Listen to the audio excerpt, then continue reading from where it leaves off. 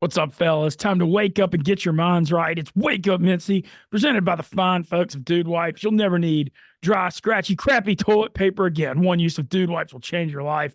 Time to start the morning the only way we know how, with the big slug of Stella Blue Coffee, the official sponsor of the Chicago Cubs and Wake Up Mintzy, two of the longest standing institutions in America. All right, space today. We got a hell of a show today. Joined as always by Tyler Moody from Louisiana. Mr. Moody, how are you this morning? Hey, doing good this morning, Ben. We got a loaded lineup here. Excited to get to it. Yeah, me too. And a lot of Barstool stuff to get to as well. But we're just going to jump right into it because we've got our first, I guess it's the first coach we've had on Wake Up Mintzy, but he's also a friend of mine too. LSU co-offensive coordinator and quarterbacks coach Joe Sloan just going to join us right off the top. Good morning, Coach. How are you? What's happening, Ben? I didn't know you. This show was one of the most long-standing shows, Cubs and basically in America. So that was pretty interesting to learn right off the bat. Yeah, it's hey man, we made this the fifth week in a row we've gotten 3 shows done. So, we got to celebrate the small victories here. But Coach Joe Sloan was the quarterbacks coach at LSU the last 2 years, still is the quarterbacks coach, but now also co-offensive coordinator. And the reason we brought him on today, I asked him weeks ago, what a day for LSU football. Looking at having 3 first-round picks tonight in quarterback Jaden Daniels, as well as not one but 2 receivers, Malik Neighbors and Brian Thomas. And I wanted to have you come on and reflect on coaching them. And just, first of all, just on a personal level, I mean, you got to be pretty damn proud today, right? Coached all these guys. You'll set, I mean, literally had the best offense in America last year, set a ton of records, and now you get to see these guys, realize their dreams as first-round NFL draft picks. I feel like that's kind of what it's all about, right? Yeah, it was.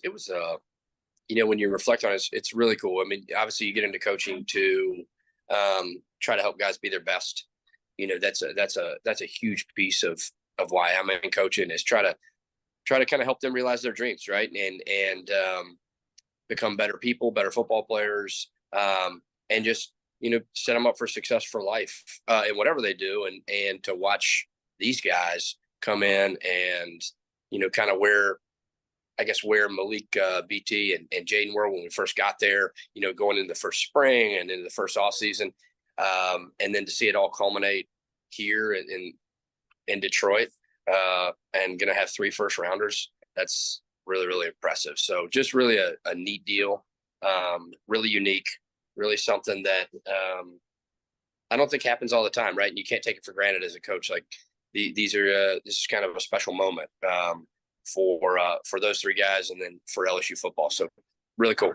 Yeah, so I want to talk about Jaden Daniels first, but I want to get to everyone because, he transferred from Arizona State, and there was a lot of talk about how it kind of maybe didn't end the best there for him.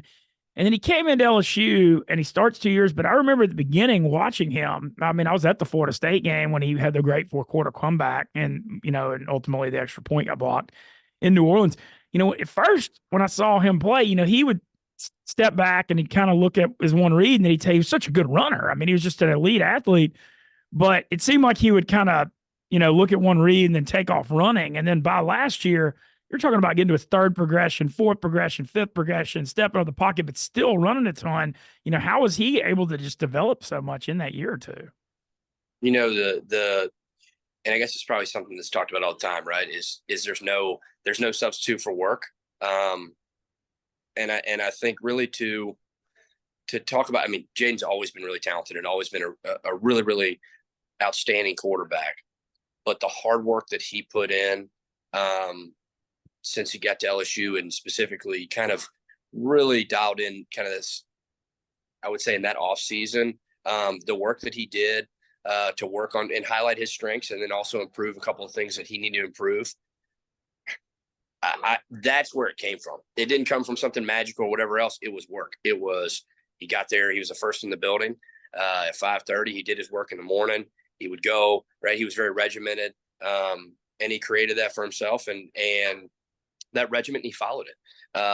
And that work produced carried out onto Saturdays. And that's what you want to see. You want to see the hard work of, the guys that you get the opportunity to coach. You want to see it carry over out onto the field. And that's what it was. It wasn't anything, it was this or it was that. It was No, it was his tireless effort. And it was just really, really fun to watch him take that next step. He was always, like I said, he was always outstanding. Take that next step to in my opinion, to be the best quarterback in America and being the best quarterback in college football. And I think it set himself up for a ton of future success in the NFL. Well, the numbers that LSU offense put up last year were, I mean, I didn't think there would ever be another offense like the 19 one. And the offense last year literally was like neck and neck on almost every stat. And actually, Jaden ran for more yards than Burrow because he's, faster. It was just insane to see on a weekly basis. I think LSU scored 50. I mean, we all were scoring over 50 every game. I really look back at like Jaden's season. That Florida game, I think, might have even been the best game he had. That was one of the craziest damn games I've ever seen. That was wild. Well, I mean, coming off, right? He comes off. He has the hit. The concussion from Dallas Turner, right, in the Bama game, and goes through protocol. But while he was going through protocol, he was preparing himself, right? And I think that speaks to just him and his commitment level to what he does. And the way he takes care of himself, and then also his commitment to his teammates, and was able to make it back, was able to practice a couple of those days, but the preparation he had throughout the week, and then he went out there and the first quarter you could kind of see it, and then all of a sudden there was a couple plays there where it kind of clicked. Really, probably was the pull on the backside of that outside zone when he took it like whatever it was, 85 or so down the left sideline, down Florida sideline, but it was. Then it kind of took off. And after that, he looked like he was playing a video game. I mean, it was wild. I mean, I was up top and it was nuts. I mean, he just looked like he was playing at a different speed than everybody else was on the field and just so in control. It was fun to watch. I know it was exciting for him that night. And he deserved to break that record because the way he was playing, it was pretty lights out. Yeah, and it was a whole season too. I mean, it was just crazy to follow all of it. Even the Bama game, he played extremely well, and obviously he had that injury early in the fourth quarter. And like just looking back on it, I mean, it was just it was literally nonstop. I just every week y'all were scoring 40, 50 points. Obviously, last year probably not the in the illustrious history of the LSU Tigers, probably not the best defensive unit they've ever had. And so y'all had a lot of pressure on y'all to score a ton because y'all got in a lot of games like obviously shootout in Oxford, but a ton of other ones where there's a lot of pressure on him because he had to score touchdowns every game, and you knew I'd bring that game up. Had to throw you want to throw that in there so bad. You've been waiting. Hell yeah, I've been waiting. We do Ole Miss wins, of course I'm gonna enjoy that. Ole Miss wins usually Ole Miss wins about 1 out of 4 in that series. So you gotta enjoy the one, Yeah, no, I think one, when Jaden came back, he just had a mindset of I'm coming back for a reason. When he came to LSU, probably had the intentions of playing 1 year, from everything he had talked about. And then, kind of part of the way through the year, really, I think he felt himself getting better and felt like he could maybe reach a different level of his potential and within his ability. So when he kind of came back for that last year, I think he just had a new mindset, right? And I think that carried over into the rest of our team and our offense. And I think as we started to kind of develop together and grow together with obviously a lot of other elite players around him, there just became an expectation, right? And it was an expectation that we score when we touch the football, you know what I mean? And we're going to dominate that next play. And I think that mindset started with him. And ultimately it's still a game of execution, right? You got to go out and do it. But I think he had the talent and ability, he had the preparation, and then he had the mindset. And I think that's where you just continued to see kind of drive in, drive out, game in, game out, his production and some of the magical things he was able to do. What was it? How much did he debate leaving after last year? And, was that hard to convince him to stay, or it seemed like he came back pretty quick, right? Yeah. I mean, I think he had the initial intentions that last year he would be leaving and going to the NFL after coming to LSU for one. But I think, when he was in the building and the culture that Coach Kelly creates of development and just all the different things that we invest into that. And I think he felt himself getting better. Felt like he was getting coached throughout our building. Felt like he had the opportunity to improve. It felt like he had really good players around him. I think he's the one that kind of started to come into the idea of, hey, you know what? Maybe I need to come back. Let's talk about this. Let's make sure there's a plan. Let's make sure that we can, you know, it's like anybody who decides to, hey, I'm going to come back for one more year. All of a sudden that year, there's a new level of intensity because, you know, at the end of it, I'm definitely am going on to the NFL. So I think with that in mind, when he came back, he looked at a plan and said, okay, hey, there's this plan. This is how I'm going to get better. And he focused in on that. But I don't know. You know, that's hard for me to answer. But I think it kind of happened mid-season to late season, and then he was able to make the final decision. You know, once we got through the season. How much fun was it coaching the guy who won the Heisman Trophy? I mean, I know you've been in coaching a long time. That's got to be one of the highlights of your career, I think. Yeah, it was very special. You know, I was just so proud of him for the amount of work, the amount of effort, the amount of toughness he showed week in, week out, everything that he did to prepare himself, and then the way that he was able to show up and carry that preparation onto the field. As he was able to consistent, you know, you watch that over and over again, and you just can't help but be proud that, you know, as you watch somebody who you have the opportunity to be around every day. And I mean, I think that's why when we get into coaching, you just want to see guys who you have the opportunity to coach be the absolute best they can be. That's our goal. That's my role. That's what I hope that everybody I have the opportunity to coach can do. And I think he has that kind of elite potential, but it was so special. I also want to touch on not just Jaden, because he also had an unbelievable offensive line and was throwing to, you know, two guys that are going to also have their names called tonight. I want to start with Malik Neighbors, who, I mean, he broke the all-time LSU receiving record. I mean, there have been some pretty damn good receivers to come through LSU, to put it mildly. But I always just thought, watching him, the way he gets in and out of breaks and his route running are just ridiculous. And he's looking at being a top 10 pick tonight too. He's so explosive. I mean, he's just so violent when he plays the game of football. There's nothing he can't do on the field. So he's just such a competitor. You know, I think that's what kind of like when I was talking about Jaden. I don't think everybody understands the preparation he puts in. I don't think everybody quite understands the toughness that he plays with. And that's why guys follow him. You know, I don't know. It's been documented, but I don't think that you can really truly understand how much of a competitor Malik Neighbors is until you get an opportunity to watch him practice. And I don't care if it's a one-on-one on August 6th. He wants to win that. And it is, he has a, you know, he just has that mindset every single rep, every single day. And if he doesn't win it, which I don't know, I think maybe like one or two one-on-one reps since I've been there in 2 years. I mean, it was something special now for a long, long time. So that's the type of competitor he is. He's an unbelievable football player to watch. You clearly feel he's the number one receiver in this draft, right? I do. Yeah, I do. I think that Jaden's the number one player in the draft. I think Malik's the number one receiver in the draft. You know, and I think that I know we'll talk about BT. I think BT's a first-round receiver, going to be a number one receiver for somebody in the NFL for a long, long time. He's as talented as I've ever been around. So I think those three guys right there, I don't see how you can go wrong. If you want your NFL football team to elevate through either the quarterback or receiver position, that's who I'm taking. Yeah, you talk about Brian Thomas. He's got his size. He also has just great size, and he's really good in the red zone.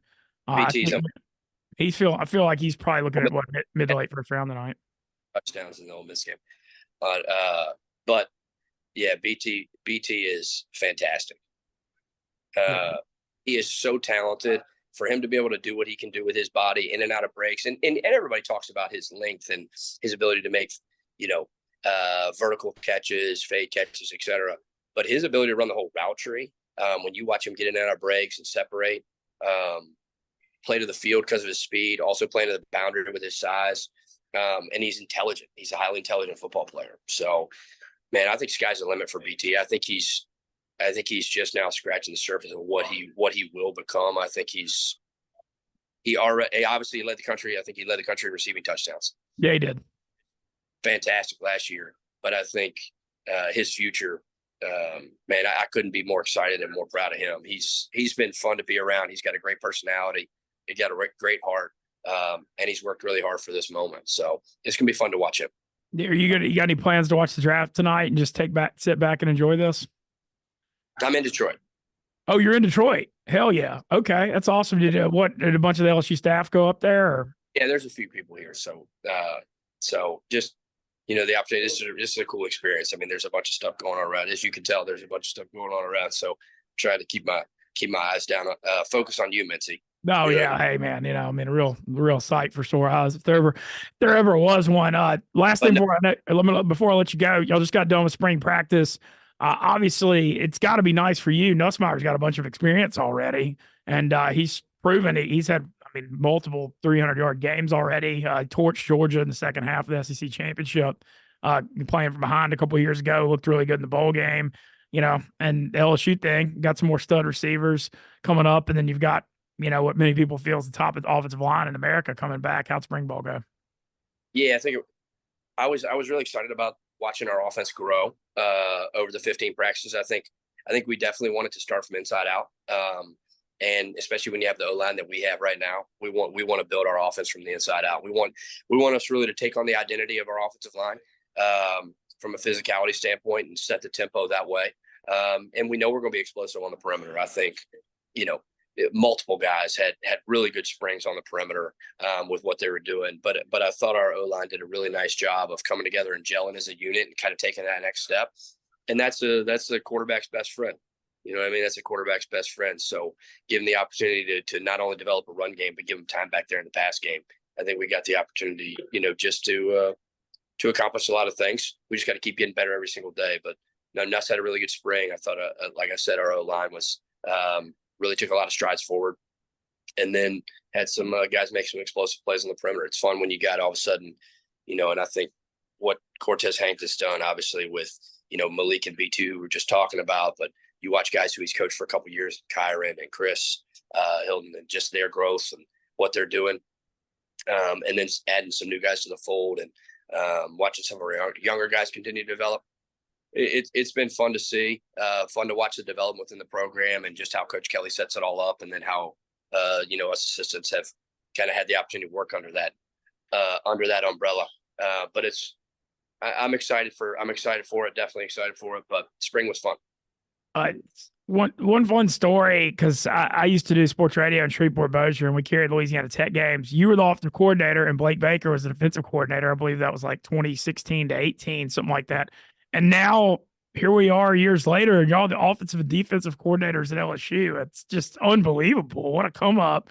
Are you excited to have Blake back on staff with you? I am. So we weren't coordinators opposite of each other. I was the assistant. I was, assistant head coach, had a couple different titles at the time. And He was safeties coach at first, then he became the DC. I don't know. We had a great time there. And those are damn good teams, man. Y'all had the stretch where y'all won 6 bowl games in a row. He's insane. He was in my wedding. He's in complete nut job. I love him to death. He goes hard every day. The guys love him because they know that he's going to go hard for them. He's a great recruiter. He's a great developer, and I think he brings a great energy. So I'm excited for LSU football to have him back, and obviously, personally, I'm excited to be around Blake and his family. We're very close with them, so it's been awesome so far. Yeah, and then a fun schedule. Y'all got USC in the opener in Vegas, UCLA coming to Baton Rouge, and then before I let you go, just got to mention October 12th in Baton Rouge. I mean, can't say that this is not already triple starred. Saw LSU's got a bye week before it this year too, so I think it's going to be a pretty big one for sure. Why are you bringing up a bye week? I don't know. I just think y'all are going to be ready. I mean, y'all be ready either way, but that even more. I don't know. Look at that. Hey, no, I'm excited for the year. I'm excited for the year, but we got a lot of work to do between now and then. But our guys have been working hard in the weight room, and they'll have a great summer. But we'll definitely first we got to go out to Vegas before we do anything else. So yeah, y'all had the openers have been, I think, have lost 4 straight. I'm sure y'all got to be focused on that I'm sure that that's been messaged through the building. Well, we'll just continue. We're going to focus on our process and dial in every single day, and focus on getting better and focus on attacking every day, and that'll carry over into what we want to happen. Hell yeah. Well, Coach, thank you for joining us from Detroit. I know you're at the NFL draft. Enjoy. I mean, I just really personally, on a personal level, I've known you for a while. I hope you enjoy today because that's got to be just an amazing feeling. 3 first-round picks and seeing Jaden, who's probably going to go. Look, everybody thinks number 2 to the Commanders. It's going to be hard for anybody to trade up when they need a franchise quarterback. So I think that's where that's headed. So just enjoy today, though. I know it's got to be a big moment in your career. Should go one. He should go on, but yeah, everybody's already got the Caleb Williams stuff throughout the building. Like people are like betting on what color suit he's going to wear and stuff. It's crazy. Anyway, who knows? But all right. Thanks, Coach. I appreciate your time this morning. Have fun in Detroit. We really appreciate it. Appreciate you, Mintzy. LSU offensive coordinator, quarterbacks coach Joe Sloan joining us. Mr. Moody. I know you used to cover, we used to be up at Shreveport. Those Tech teams were pretty good. He coached on too. I know maybe not nationally. People don't realize that, but fun day for him. I think it's pretty cool. He's up in Detroit for the draft. Yeah, very cool day. And it's been awesome to watch Jaden Daniels progress. When you have a quarterback coach like Joe Sloan, you're going to take steps forward. I mean, I think everybody in the state of Louisiana realizes how damn good he is at his job. And, this is just – it feels like Joe Sloan's just getting started. I mean, he's a guy that we're going to see continue to level up. And, it's really impressive what he's done. And I kind of agree with it, man. I think Jaden Daniels is the best quarterback in this draft. Obviously, time will tell. Yeah, you could tell talking to Joe, he's confident about the LSU team coming in because, I'm sure they're all hearing like how you can replace Daniels and those receivers, but I feel like that offense is going to be pretty damn good this fall. You can tell he's confident about it. So I just, we'll see. Well, anyway, let's get into a bunch of Barstool stuff. I know it went Louisiana heavy there, but the guy coached 3 first-round picks, so I thought it was pretty relevant. All right, with that, tonight, the NFL Draft Show. Join us. We got a huge crew of Barstool people. Roan, Stephen Cheah, Will Compton, Taylor Lewan, all hosting it. Nick Turani doing interviews. We've got different people representing each team. I've got a little minor role on it. I'm excited about it. But join us tonight for the first round of the NFL Draft. It's the NFL Draft Show. It's an NFL Draft Show unlike any other. We got the Barstool flair on it. It's really funny. It's really entertaining. So join us for that. Also tomorrow, the Barstool Film Fest, going to be 3 to 6 p.m. here in the office. Got the red carpet. I'm a dumbass, and it's surprising. Right after the show's over, I have to go home and get my suit to the cleaners, Moody, because I completely forgot to do that already. So I'm going to have to hurry up and get that done because I got to be looking good walking the red carpet for short films. It's sponsored by Boy Kills World. Thanks to Boy Kills World for sponsoring our Film Fest. Moody, did you happen to see the trailer for G yesterday? I did see the trailer for G. I know you sent it to me this morning. I watched it. I was trying to get it pulled down in time. Unfortunately, the way we do this setup, I can't really download videos and put them up at the same time when we have a guest on. So, but yeah, it looks like you guys have really whipped up something very special there for this fest. Yeah, it's going to be a lot of fun. Shout out to our team, Nick Turani, who's going to join us here in a minute. I just got a text that he's dealing with some traffic, but he's going to get in here when he can. But Brandon Walker, Chief, Nikki Smokes, Madeline, Harry, we had Hank, Nick Fasoli doing camera. We had it's a film unlike any other. And, funny moment to share with Stoolies. I had to call my mom 2 nights ago and give her a pretty stern warning, like, you're not going to want to watch this. And for me to do that, it's pretty, I don't want to give away or spoil anything because, we all know I've never done that under any circumstances. But, basically I had to give her a little warning on that front. But we got 4 films. They're all going to be out tomorrow from 3 to 6. Some sports stuff to get into. Took me 25 minutes to bring it up. Moody, I'm glad you didn't watch it. Very depressing night for New Orleans Pelicans fans last night. The Thunder winning 124-92 at a game that didn't even feel as close as the 32-point final score. Just total ass kicking. SGA for Oklahoma City, proving why he's already an MVP candidate.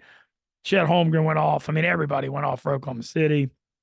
Felt like the Pels had their shot in game 1 when they lost 94-92. Now they got spanked. It goes back to New Orleans, game 3 Saturday, 2:30.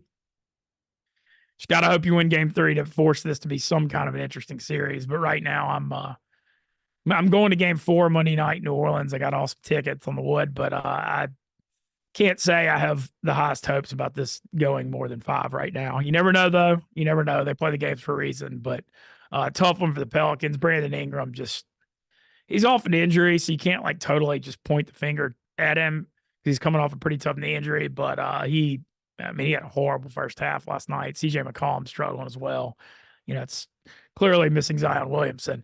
The other NBA game last night was interesting too, because the Heat is a 14.5-point underdog, won in Boston by 10. And hey, what do they say, Moody? The three-pointer is the great equalizer in basketball. Miami made it rain. They had 8 threes in the first quarter. They made like 25 threes in this game. Freaking nuts. Winning 111-101. Nicky Smokes running his mouth, talking smack to all the Celtics fans on social media. Can't say I'm totally shocked by that on that front. And hockey last night, NHL playoffs continuing. Dallas Stars got beat again by Vegas. Now they're down 2-0. Lost both games at home. I don't know if it's like total panic time for Dallas, but that's a hell of a series to watch. They're going to have to go on the road in Vegas and make something happen. And then a thriller last night in Edmonton, the Kings winning in overtime, I believe 5-4. So NHL playoffs going on and NBA playoffs going on. Obviously, we got a lot of Barstool stuff. Looks like we're going to be joined by Nick Turani. And in true Wake Up Mintzy fashion, I'm about to have to go adjust this camera to get the shot. Camera, I can just I'll sit on the milk crates. Just sit in his lap, Nick. You're sitting in my lap. on the milk crates. All right. Is mic on? Yeah, we'll test it. We'll test out. Yeah. Do you hear me? Yeah, I hear you. All right. Moody, is mic good? Yeah, his mic's okay. As long as he, just make sure he talks into it. All right. Well, welcome Nick to Wake Up Mintzy. Happy to have you. A lot of stuff to get into. Yeah. Big day today. First of all, I want to start with what you've got tonight, NFL Draft Show. Your role is basically to start shit up as interviewing people. Yeah. So you'll be in that war room. A lot of the other guys, a lot of the other fans. So whenever it's, Saints pick, I'll be cutting to you, asking you questions, how you feel about it. Should be a fun night. Yeah. So we have a special guest for the Saints pick. I can't say who that is. But Megan and I will definitely be on there. And then I actually be the center of the show in this one. No, but I got 2 teams tonight though. I've got a second role, and I'm really excited about our interview for my second one. Really? Okay. I got to get the I got to get the Patrick Mahomes jersey out. Oh, okay. So if you want to come interview Mahomes and think more about what he I'm a little nervous, but I'll do it. I have 2 roles as well. I'll also be the Arizona Cardinals draft expert because the person we had couldn't make it. Okay, so I would have thought. Riggs is from Scottsdale. Yep, I've Scottsdale to fill those big old shoes. Okay. Yeah, so we'll see. I got to learn about the Cardinals today. I think they're taking the Maserati, Marvin Harrison at 4. I would hope so. Yeah. I'd be able to talk. So are you going to just interview yourself? I'm just gonna give my thoughts on it as a Cardinals diehard and see how it goes. Okay. Yeah. Lifelong diehard Cardinals fan. Right. Trying to tell by his team colors Yeah. wearing right now. Yeah, exactly. That he's certainly not wearing the colors of the team that they lost to in that famous Super Bowl. No. But also get into it. Where I had Nick on, especially today, is Nick wrote our film G, and team effort. First of all, no doubt. I think there's people's fingerprints on everybody's fingerprints is on that whole thing. I just nobody wanted to probably be the one to type it, so I just sat there. We all pieced it together. It was a team. It wasn't just me.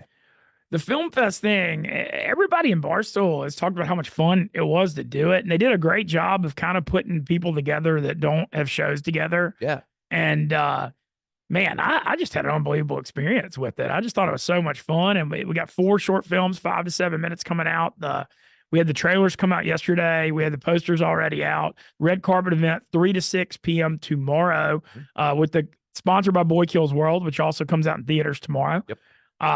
Man, you red carpet event. You ready for this big debut tomorrow? We have a busy day today. We have the bones of ours ready, and it's got the narrative. We just got to clean it up, add some like little flashes here and there. I think they'll all be good, but I think the real movie will be the behind the scenes that comes with it. Just to see how everybody worked. It was a funny day. It was a fun day. It was a whirlwind of a day. I heard there was some screaming, some crying. So I think that will be what people are really locked into. But yeah, I'm excited for all of it. What'd you think of the trailers yesterday? They were all great. The Frank cackling in the horror movie at the end, I thought was you can't put a price on that. We all fuck up a ton, and we're all kind of dumb, but Not me. no, Just except for you. Yeah, Everybody except else. no, yeah. But it is a nice reminder that like there's some talent there too. So yeah, it was great. I'm excited for it, and I think it's going to be a yearly thing. So this was one of the most fun couple days I've had since I've been here. Yeah, and it's the thing about working here. You never know what you're going to get into on a day-to-day basis, but it never becomes like mundane. No, my 1 year today, and it's been a whirlwind. So it's been crazy, and it's been a blast. Yeah, so you've been in Chicago a year? Barstool, yeah. But yeah, it's been crazy. You're 1 year today? Yeah, the draft day. Oh, Yeah, it's been amazing. And yeah, I'm excited for this next year and to see where this goes and see how we build on it. yeah. So far you were part. You've been how long have you been in Chicago now? Under a year. Okay, how's your? It seems like I'm around you day to day, but Yeah. it seems like you're very much enjoying it, like I am. Yeah, man. I think I'm a pretty simple creature. I think I could be happy in anywhere except for West Virginia, and so it's been great. Yeah, I like it here a lot.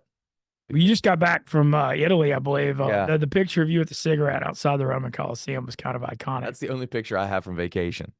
That's the only picture I took of vacation. It was a blast, man. Have you ever been out of the country? I've been out of the country. I did study abroad in London and took a World War II European history class and got to go to Normandy and Paris. But that was the summer of. We pitched a video of sending you to India. Really? Yeah, with Maresh. Wow. Yeah. Wow. Yeah. So buckle up for that.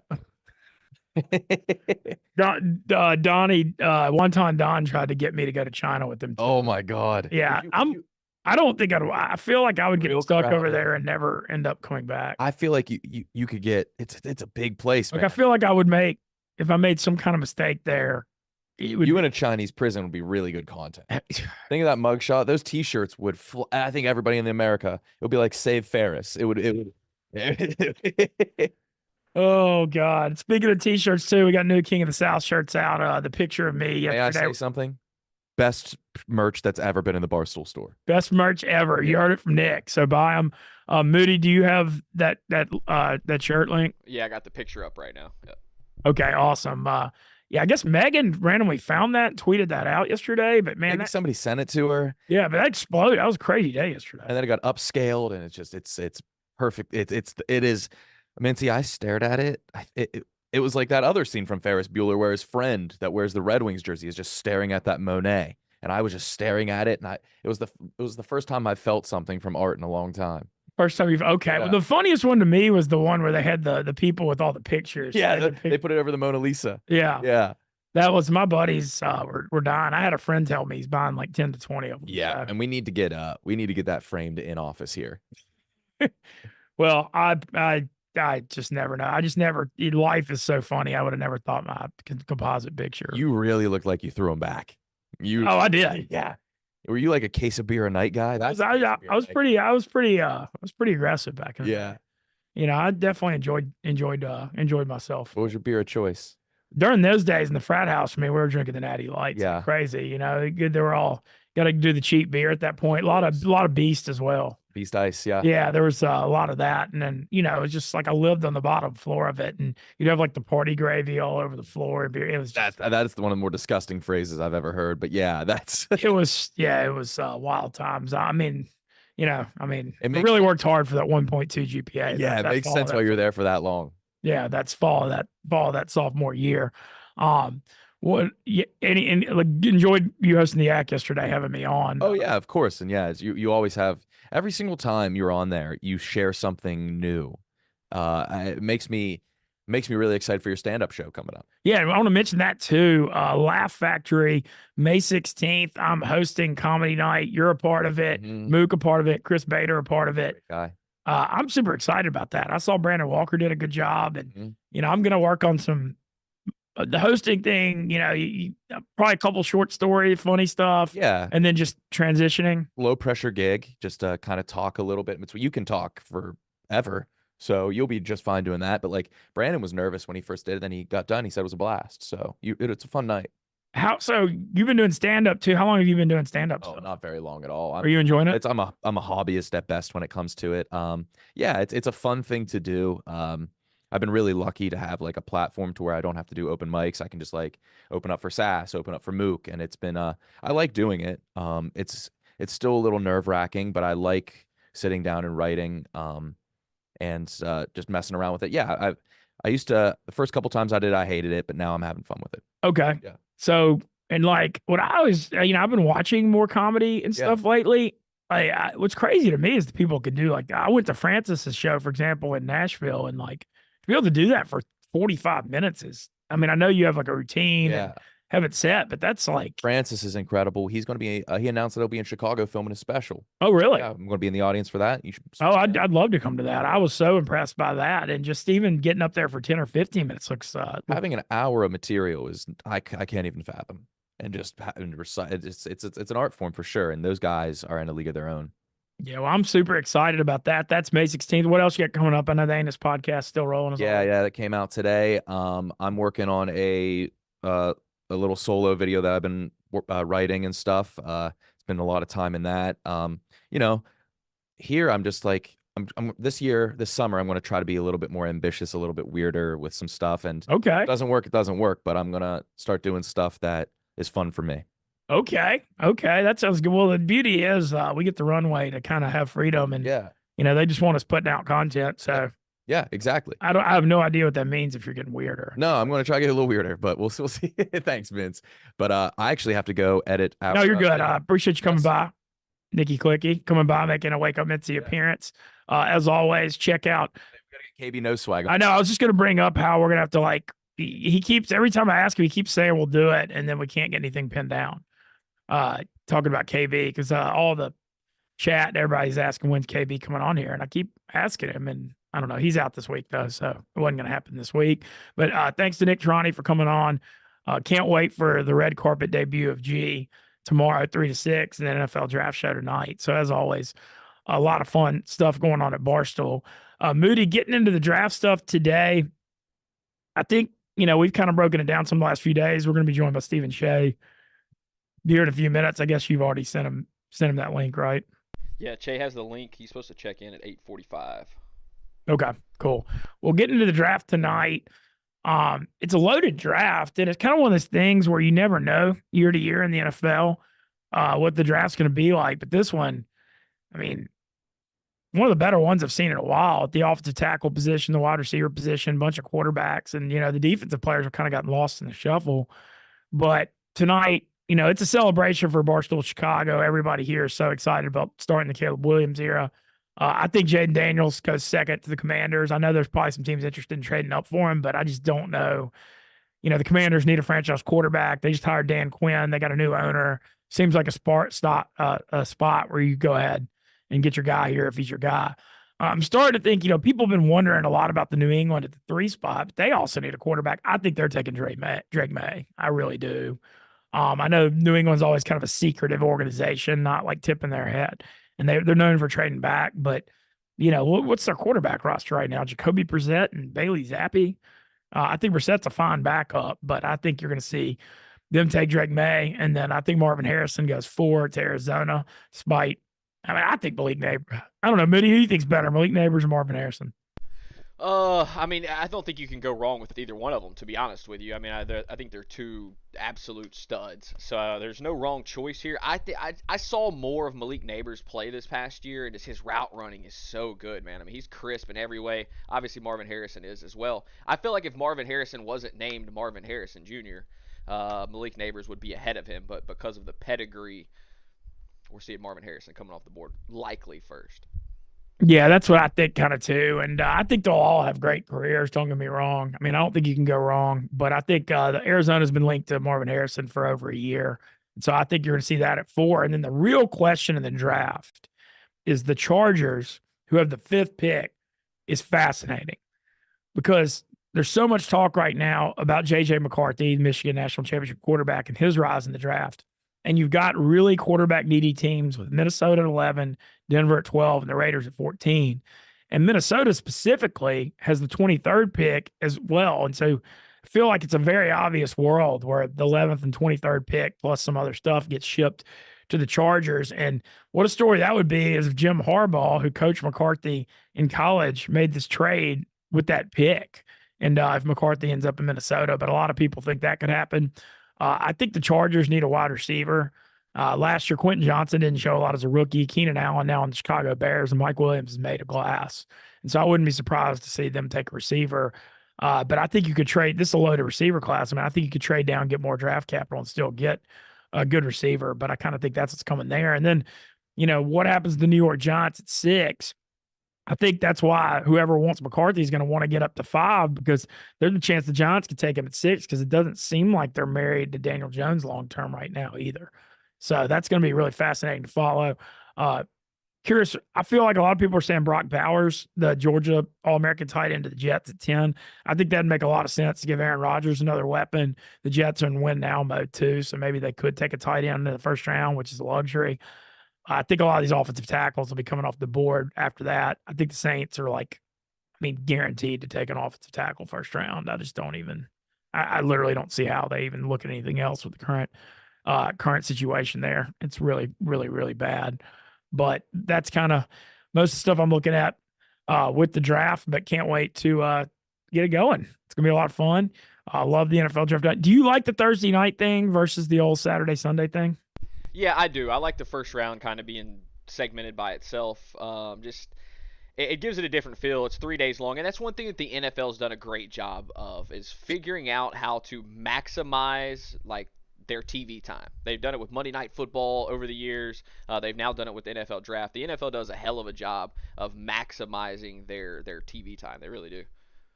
Yeah, I think so too. And we see that now with the Christmas Day games and the holiday games and all that kind of stuff as well. But yeah, I think the Thursday night thing, and I enjoy the Barstool NFL Draft Show. We've been doing this thing a few years now. It's always fun to be a part of it and join us. Do we have any chat questions today?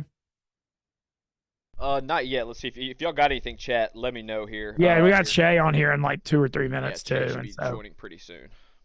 Yeah, I'm looking forward to getting him on for sure. Talk some NFL draft. Moody, you're a Cowboys fan. Do you have anything you think they need?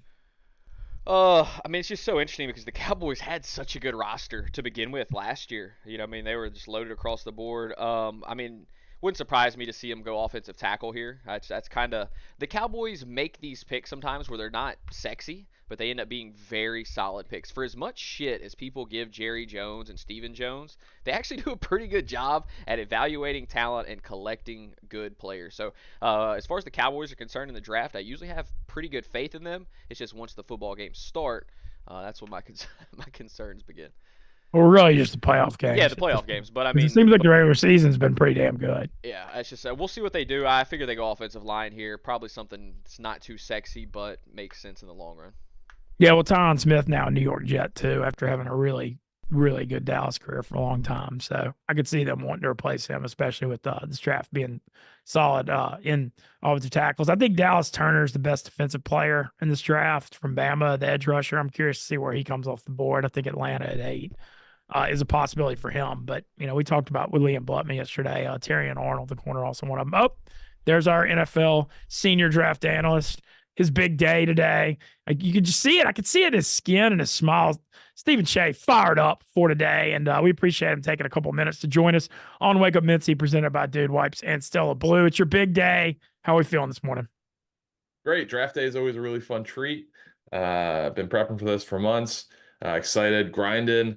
Last night, finally submitted my final mock draft at 1 a.m. Had the graphics made, everything, and then got a text this morning that some guys may be rising, so don't feel as good about it, but I'm excited for the day. This is the end of the process. Okay, well, I'm not sure what all you can say about what you're hearing, but it seems like first 4 picks, people kind of already feel like it's going to be Caleb Williams, Jay Daniels. A lot of people, the Pats are some mystery, but I think they're going Drake May at 3. What do you think? Yeah, I think it's gonna be Drake May at 3. There's an outside chance they get a Godfather offer. Minnesota would be a team to watch to potentially move up, just because they've got that connection with May. Josh McCown, who's on the staff there, coached or he was he helped out watching game film with Drake May in high school. Drake May also very cool. He's one of four brothers. His older brother was Luke May, the guy who made the game-winning shot to put them in the Final Four, and then win the national championship. So Drake May is a guy I would am fairly certain is going to go number 3. To the Pats is a mystery. I think he will go to the Pats. I'd be surprised if we see a movement, but if it is, it's going to be a huge haul. Yeah, I think that they need a quarter. The Pats are usually kind of a secretive organization, not afraid to trade back, but they need a quarterback. I mean, right now they got Jacoby Brissett and Bailey Zappi on their roster. Yeah, I mean, if I'm being honest, I am a big fan of Drake May. He's my QB2 in the draft. But if I'm New England, I actually would trade this pick Okay. because they just have so many holes. They have so many needs. If they can get 2 firsts this year, like if they can get 11 and 23 and a first next year and some more stuff, I would take that because they just have so many needs. If they bring a quarterback into that roster, they're not really setting them up for success. So in my opinion, if I was New England, I would trade back. And it seems like everybody thinks Arizona, Marvin Harrison at 4, and then the big mystery starts at 5 with the Los Angeles Chargers, who definitely have some needs. I see them taking a receiver, but I feel like that's the spot that's open for the trades. I mean, if you're Minnesota with 11 and 23, and then, I don't know how desperate Denver is going to be in this thing, but they need a quarterback too. Right now they got Zach Wilson and Jarrett Stidham. And then the Raiders also, I mean, they have Aiden O'Connell right now. I feel like any of these teams, if they really want McCarthy, are going to have to make a move there in front of the Giants. Yeah, what I'm interested to see is so Cardinals GM Monty Ossenfort last year, maneuvered the draft board really well and got a ton of praise from it. He moved down, then he moved back up to get his guys, picked up an extra first-round pick. Is he going to do that? Is he going to get cute this year and do that? They have a glaring need at wide receiver. Marvin Harrison Jr. is most people's top wide receiver. He's my number 1 player in the draft. Is he just going to stand pat and go with him? Certainly you could do that. But there's also a cluster of 3 guys kind of at the top with Malik Neighbors and Rome Odunze. Does he try to move down and still get a receiver? I don't know if that's a play. I think, getting most people's number 1 player in the draft, or at least number 2 player in the draft at the 4th pick is great, especially when it's your glaring need. So I don't know, but it wouldn't surprise me if a team moved up to take Harrison. They moved down slightly. Like if, let's just say the Chargers loved Marvin Harrison Jr. Obviously, Jim Harbaugh coached against him for a while. What if they moved up to 4, gave up a little bit? It would be an expensive move. We're moving down 1 slot, and then the Cardinals then got Malik Neighbors. I'm not saying that'll happen, but is that a situation where Ossenfort would want to pick up, an extra asset to do that, and they have them closely graded? That's an option.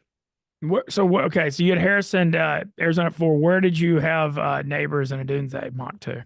I have them going consecutive picks. So I have the Chargers taking Neighbors at 5, and I have Odunze going at 6 to the Giants. Oh, wow. Because a lot of people think Odunze 9 to the Bears, but you don't think he falls that far? Yeah, and I'd also be surprised if the Bears went receiver. Obviously, Keenan Allen is older, but he's still a very good player. DJ Moore they have. So like 3rd receiver for that offense, like I feel like is a little bit of I would invest in the offensive line. He's got a high school teammate, Olu Fashanu, who played at Penn State, who is going to be most likely on the board there. I can see that being the pick. And this is a loaded offensive tackle draft too. So I don't hate that logic. I feel like that's where the Saints are going to go. I'm pretty sure in this draft. Where did you have Brock Bowers mocked? I know he's a name that's getting mentioned a lot. I have Bowers going 10 to the Jets. I think it's Okay. the most natural fit. He's just an offensive pass catching weapon. They have Tyler Conklin there, who's, I don't think Tyler Conklin's going to scare too many defensive coordinators. Bowers would certainly give that offense another dimension. And if the top 3 receivers are off the board, that's why they could go tackle. They signed Tyron Smith, and certainly an aging group that has been beat up over the years. But is the value going to be there versus, Bowers is pretty consensus one of the top players in the draft. Right, Barstool senior NFL draft analyst Stephen Cheah joining us here on Wake Up Mintzy. Former. That's Liam Blutman now. Oh, that's Blutman now? Oh, you're former. Is the senior draft analyst. Okay. I'm sorry, Blutman. So defensive player wise, who'd you have as your top guy? Where'd they go? I mean, Dallas Turner your first? Dallas Turner is first. I have Atlanta trading back with Minnesota. Minnesota going up to 8 and getting JJ McCarthy, and then I have Atlanta taking Dallas Turner at 11. I don't know if this is the most exciting pick. They need That, an that would edge be rusher. ironic if they traded with Atlanta for a quarterback after they Cousins went to Atlanta. Yeah. Um, I think that this is the Falcons have the most glaring need at pass rusher. There's been some noise about Brian Murphy, the defensive tackle out of Texas. Uh, I think they need help at edge, and there are a couple guys. Latu, who played at UCLA, is an option. I'd be surprised because he played at Washington with the Falcons' new defense coordinator Jimmy Lake, and he was injured there. They medically retired him, so he has a neck injury, so I think that could cause him to drop. From what I've heard, and I've dug into his medical situation a bit, is that he should be fine for the next little bit, but he had a neck injury, and if you get another neck injury like that, his career is over. And since he had the first one, it's going to be easier to get the second one. So I would be a little bit nervous if I'm drafting Latu. That being said, he's probably the best edge rusher in the draft, but you have to be comfortable with that risk. So if you're drafting a guy to be with your team for 10 years, which at this point is difficult, he's probably not the play. But if you're drafting a guy who, is going to have a great first year and, hopefully next couple of years, he's probably going to be the best one. Okay. Do you think who's your favorite top ranked corners in this draft? I like Quinion Mitchell, but everything I've heard is Terrion Arnold is going to be the first guy to go. So I'm interested to see how they fall. I think they're going to go pretty close together. So those two. I love Cooper DeJean. I'm a big Cooper DeJean guy, the playmaking machine. From Iowa, yeah. I know Kool-Aid McKinstry is going to go pretty high. Yeah, so I'm a Cooper DeJean guy, but the top two are the top two. I've heard a lot of love for Quinion Mitchell out on the streets. Do you think Michael Penix sneaks in the first round tonight? I do not think he goes in the first round. I would be surprised. I think it's a great value bet. Obviously, he was in college for 6 years. He's 24 years old. He had a lot of injuries. 4 years in Indiana, his season ended due to injury every time. He had 2 ACLs on his right knee. He had a shoulder injury. I've heard some character things that are not the best on him. You mix that with older, he kind of needs everything to be set up. He was sacked I think he was sacked 16 times in 28 games at Washington. That's incredible. And that's not necessarily all just him evading pressure, which he can No, do. they're a line. No, they had a really good A line. little bit. But he needs everything to kind of be set up. He's not, I don't want to say this in a bad way, but he's kind of like a dollar store Tua. Like he needs everything to be set up perfectly around him. He's got a strong arm. He can bomb it down the field. But and we saw this against Michigan in the national championship game, if he gets pressure, he's toast because he's not, he can't get out of trouble that easily. He can scramble a little bit, but he's not like a major running threat. He's a guy I would be concerned about if he was my first round pick, because first round quarterback, you're tied to that guy. You got to play that guy. Like second round, you have a little bit of leeway. If he's a backup, okay, he's a serviceable guy, comes in, spot starts, and you don't lose that much. But as a first round pick, you're tied to him, and he's your guy. And I would be surprised if a team does that. Do you think Xavier Worthy rose so much because of how fast he is? Do you think him or AD Mitchell ends up first round receiver? Xavier Worthy, I'm told, is 100% going in the first round. Okay. AD Mitchell, he's got some off the field stuff that's a bit concerning. On the field, he's great, super talented, he's got NFL size, but he's got some he's not dissimilar to George Pickens. That's a pretty good comp if he can on the field great, but this is a guy who, every game George Pickens starts, Jerry's like, he's gonna get 2 personal fouls today, that type of stuff. He's checked out, he's yelling at quarterbacks. I would be careful with AD Mitchell, but tantalizing talent physically. Excited for the NFL draft show tonight. I know it's one of your favorite ones of the year. Yes, sir. 8 p.m. Eastern, 7 p.m. Central on all Barstool platforms. It'll be me, Roan, Brandon Walker, Will Compton, Taylor Wan on the desk. We got Big Cat, we got Frank the Tank involved. Blutman's going to be involved. It's going to be an awesome production. And a happy birthday to Roan today too, right? I think I saw that. Yes, Roan, happy birthday. What a way to bring us in. He's a huge draft guy. Roan's so interesting. He does tons of mock drafts just on his own by himself, just using like the PFF mock draft database. He does fantasy public leagues, and he does like a ton of them, and he'll do them in like July. He's a very interesting guy. No, he amazed me. He's very sharp. Whatever he does, Yeah. he's one of the most talented people at this company. I mean, no question about it. Well, Absolutely. I want to thank you for giving us a little time here. I know I'll see you on the act later today, and then looking forward to the NFL draft show tonight. I'm on with Megan for the Saints, and I believe you're going to see me making a Chiefs appearance in my home jersey as well. So Let's go. All right. yeah, I'll see you there, buddy. got some fun guests tonight as well. Can't spoil. Thanks, Stephen Cheah, for joining us here on Wake Up Mintzy. It's NFL Draft Day. Join us for the NFL Draft Show tonight. I also want to thank Stella Blue and Dude Wipes, our amazing sponsors. Mr. Moody, anything you want to leave us with before we get out of here? No, man, just glad for another week of good shows here, and the fact that we've done this 5 weeks straight now without anything going seriously wrong is impressive. So we're we're on a roll. Yeah, well, I think the streak's gonna end at 5 weeks because next week, excited. I'm going to be in South Louisiana all next week, but I do have some really good content for the state Senate versus State House Representatives basketball game next Wednesday night at LSU, and I'm going to try to get a lot of content with that. And then also shout out to New Orleans. Jazz Fest starts today. Pels playoffs game 3 Saturday. PGA Zurich also in NOLA this weekend, so one of the biggest weekends of the year. A little bit of my heart sad I'm not out at the Widespread Panic Jazz Fest show today, but lucky, I get to do everything. So it's no one wants to hear me complain saying I'm missing anything, but it is a huge South reunion, and it's the first one in 5 years. So all my friends out there, have a good time. That's for damn sure. I'll miss y'all. And yeah, I guess we'll get out of here. Join us in the NFL Draft Show tonight. Buy King of the South shirt if you can. Follow us on Twitter, Instagram, all that stuff. And let's have us a day. Join us for the NFL Draft Show tonight and then tomorrow for Film Fest at 3:00. Can't wait for the premiere of G. Thanks to Nick Turani, Stephen Cheah, and LSU co-offensive coordinator Joe Sloan. Fun show today. I think we're kind of in a little groove here. Good mix of guests, and we're kind of extending it out, going almost an hour every day now too. So appreciate y'all's support. Got to keep building, right, Moody?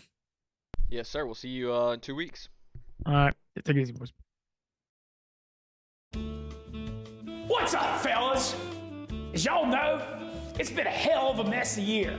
And the only thing messier than my online history are my big old fat sweaty dumps. That's why this season, I only trust Dude Wipes to handle my Mississippi mud pies. Oh, Mintzy, you're cooking now. Ooh, wait. When you're hot, you're hot.